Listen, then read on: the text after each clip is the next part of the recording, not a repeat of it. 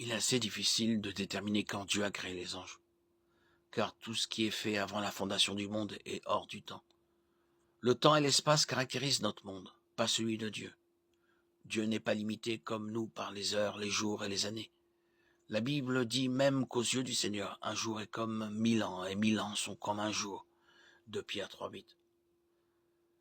Nous savons que Dieu a créé les anges avant l'univers physique. Le livre de Job dit que les anges adoraient Dieu pendant la création du monde. Où étais-tu quand j'ai fondé la terre? Déclare-le, puisque tu es si intelligent. Qui a fixé ces dimensions? Tu le sais, n'est-ce pas? Ou qui a déplié le ruban à mesurer sur elles? Sur quoi reposent ces bases?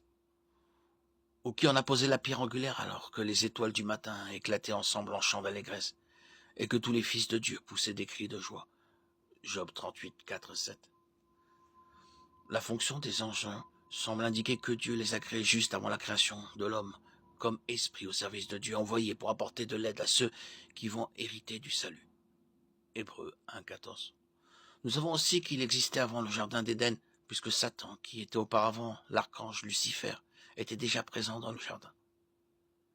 Une autre fonction des anges est cependant d'adorer Dieu autour de son trône. Apocalypse 5, 11, 14. Il est donc possible qu'ils existent depuis des millions d'années de notre temps, depuis avant la création du monde, pour l'adorer et le servir.